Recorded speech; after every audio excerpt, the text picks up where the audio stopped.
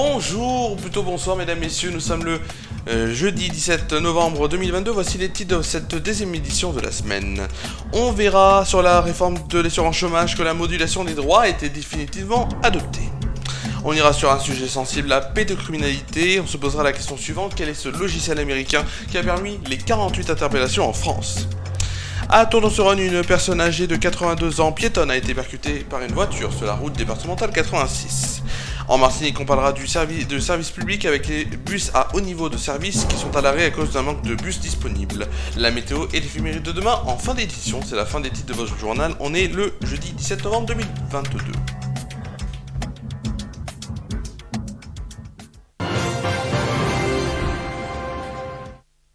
On va commencer cette édition par le Parlement qui a définitivement adopté ce jeudi le projet de loi ouvrant la voie à une modulation de l'assurance chômage selon les conjonctures.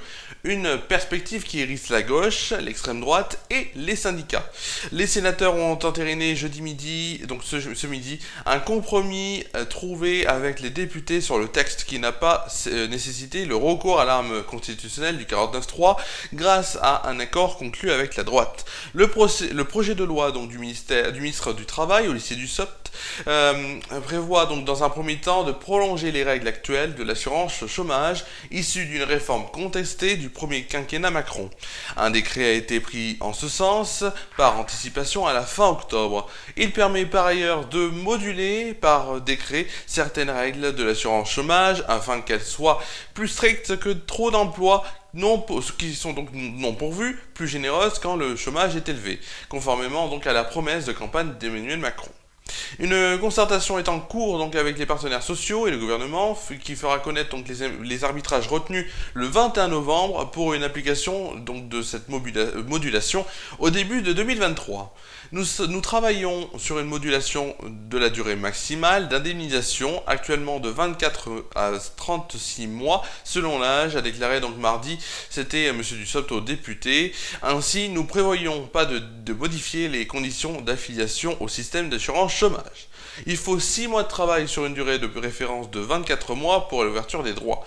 L'exécutif estime qu'il y a urgence du fait des difficultés de recrutement donc des entreprises et fait de cette réforme une première pierre de sa stratégie pour atteindre le plein emploi en 2027, soit un taux de chômage d'environ 5% contre 7,4% actuellement. On va maintenant passer à un autre titre de l'actualité. 48 hommes soupçonnés d'être des consommateurs réguliers d'images pédopornographiques donc ont été interpellés entre la semaine dernière et ce mercredi en France. Ce vaste coup donc, de filet a été coordonné par l'Office central de la répression contre les violences aux personnes avec l'appui des polices judiciaires locales. Pour identifier ces personnes, les autorités s'appuient sur un logiciel développé aux États-Unis par une association d'abord utilisée donc, par le FBI, puis mise à disposition gratuitement des services de police dans de nombreux pays. Le logiciel qui s'appelle Child Protection System a été créé par la Child Rescue Coalition, donc c'est une association de protection des mineurs basée en Floride. Il permet de détecter les images à caractère pédopornographique sur Internet, puis d'identifier et de géolocaliser les adresses IP utilisées pour consulter, télécharger ou partager ces contenus. Avec ces informations, les enquêteurs donc peuvent encore trouver les individus derrière ces adresses IP. Cela passe notamment par des accords avec les fournisseurs d'accès Internet, afin bien sûr d'obtenir un nom. Selon la Child Rescue Coalition, le système donc peut suivre les appareils même si leurs propriétaires déménagent ou s'ils utilisent des VPN. C'est des réseaux privés virtuels pour masquer bien sûr leur adresse IP. Le Child Protection System a un effet plus important pour nous que n'importe quel outil jamais créé, confie donc à la NBC News Danny Nice-Wonder, procureur adjoint du comté de Broward, donc en Floride, qui a utilisé donc le logiciel pour environ 200 affaires au cours de la dernière décennie. Selon l'association, cette technologie a permis donc l'arrestation de plus de 13 800 personnes dans 97 pays différents, donc on voit quand même que ça sert à quelque chose cette implication, et en tout cas quand la technologie nous sert à résoudre des affaires comme ça, c'est tant mieux. Une actualité locale maintenant avant d'aller en Martinique. On va parler d'un accident qui s'est passé hier. Peu après 16h30, un automobiliste qui circulait sur la route départementale 86 dans le sens nord-sud a heurté une femme de 82 ans qui traversait sur un passage piéton à la hauteur de la friche ITDT. À Tournon-sur-Rhône, en Ardèche, bien sûr, c'était donc juste à côté. La victime a été projetée à plus de 20 mètres. Consciente mais en urgence absolue bien sûr, elle a été prise en charge par les sapeurs-pompiers de Tournon-sur-Rhône et le SMUR de Romans-sur-Isère. Elle a été transportée au centre hospitalier de Romans-sur-Isère. Choqué, le conducteur de la voiture, âgé de 54 ans, a été pris en charge par les sapeurs-pompiers de Tain-l'Hermitage. Les gendarmes ont été mobilisés sur place pour les premières constatations et sécuriser la circulation dense à cette heure de pointe sur cet axe fréquenté. On va maintenant aller du côté de la Martinique, où encore une fois, les usagers des transports publics sur le centre vont devoir encore prendre leur mal en patience. Ce jeudi matin, les lignes A et B sont toujours non desservies en raison d'un nombre insuffisant de BHNS. C'est ce qu'a indiqué donc la régie des transports de Martinique, s'excusant pour la chaîne occasionnée. Alors depuis ce mercredi, donc depuis hier, les BHNS ne circulent plus. Mais dès mardi soir, la régie des transports avait annoncé que des perturbations sur le réseau en raison d'une agression occasionnant l'immobilisation d'un véhicule. Aussi indiquait-elle déjà les rotations sur les lignes A et B du TCSP qui donc s'arrêtaient à 18h30. Les derniers départs de Fort-de-France vers les gares de Mahon et aussi de Carrère intervenaient donc à 18h.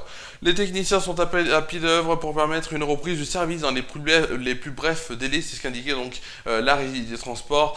Et c'est compliqué avec les bus, il y a eu des grèves au début septembre, là c'est des problèmes de bus, j'espère en tout cas que tout reviendra dans l'ordre.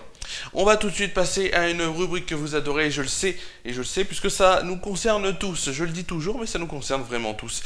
Si je vous dis ça, ce n'est pas pour rien, c'est tout de suite la météo.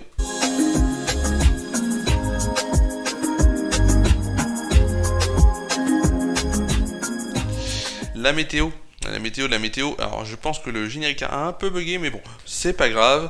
On va commencer déjà par la météo à Tournon-sur-Rhône avec demain les éclaircies qui nous accompagneront pour une température de 9 degrés de moyenne. Demain après-midi, c'est les éclaircies qui seront toujours parmi nous, donc on aura une possible belle journée. Une température de 14 degrés de moyenne et de 15 degrés au meilleur de la journée en soirée. Les éclaircies concluront donc cette journée, 8 degrés de moyenne, donc une belle journée en perspective. Tout de suite la météo en France métropolitaine et on va commencer déjà par demain matin. Demain matin, regardez les cartes de demain matin, vous l'avez. Demain matin donc, temps instable sur l'arc atlantique avec des averses et du vent modéré. Encore quelques averses sur l'est, voire quelques orages en Corse, de la Garonne aux Hauts-de-France. Les éclaircies sont belles. Côté température, il fera 6 degrés à Orléans, Bourges, Limoges, 7 degrés à Charleville-Mézières, Rennes, Dijon, Lyon, Montélimar, 8 degrés pour Lille, Rouen, Paris et Troyes, 9 degrés à Brest, à Nantes et à Toulouse, pas du tout, je suis en train de voir les cartes, si, exactement, c'était exactement ça. 11 degrés à La Rochelle, Biarritz, Perpignan et Marseille. Il fera pour le plus froid à Aurillac 5 degrés et pour le plus chaud 15 degrés à Ajaccio. La météo pour demain après-midi, les cartes qui sont donc sur votre écran. Demain après-midi donc, les averses se multiplient de la Normandie aux Pyrénées contre lesquelles il pleut et même il neige, donc parce que la neige s'abaissant vers 1400 mètres. Le sud-est se dégage sous l'effet du vent sensible, éclaircies et nuages alternent ailleurs, température maximale en baisse de saison. On va aller voir les températures. 11 degrés à Brest, Cherbourg, Rouen, Orléans, Bourges, Dijon et Limoges. 12 degrés pour Rennes, Lille, Paris, Rennes, Lille, Paris, je l'ai dit, Nantes et Marseille. 14 degrés à Montélimar, 16 degrés à Perpignan et Marseille, 18 degrés pour Ajaccio. Pour le plus froid, ce sera à Aurillac où il fera 8 degrés. À l'inverse, pour le plus chaud, ce sera à Nice où il fera 20 degrés.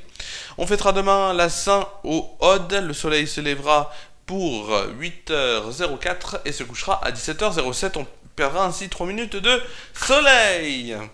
Voilà. Alors, bien sûr, le programme avant de se quitter. Le programme donc le programme bien sûr, excusez-moi, de demain, déjà demain sur Déclic Radio, la presque libre antenne sera de retour, donc 7h, 8h30 en direct, et en plus on aura une petite nouveauté à la fin de l'émission, je ne vous en dis pas plus, vous allez découvrir une nouvelle voix sur l'antenne. Donc 7h, 8h30, ça sera donc la presque libre antenne, Quentin, Olivier et moi, on sera là en direct dès 7h du matin. Et à 19h, bien sûr, votre JT qui reviendra pour la dernière édition de la semaine, samedi détente en inédit, donc samedi détente à 19h, et dimanche à 19h15, alors ça sera soit en direct ou soit en inédit, donc la première émission, Coupe du Monde 2022, le MAG, ce sera avec les résultats, les actualités du moment, et le programme des matchs du lendemain, ce sera quasiment tous les jours, à partir de ce moment-là, à partir de dimanche. Merci à vous d'avoir suivi cette édition, c'est la fin de cette édition, merci à vous de l'avoir suivi, merci à vous, vraiment, voilà, je vous souhaite vraiment de passer une très bonne soirée, de passer aussi une bonne nuit, prenez soin de vous et de vos proches, c'est important, et on se retrouve demain, presque libre antenne, 7h sur Déclic Radio en direct, et le JT sur FR News à 19h. Bonne soirée.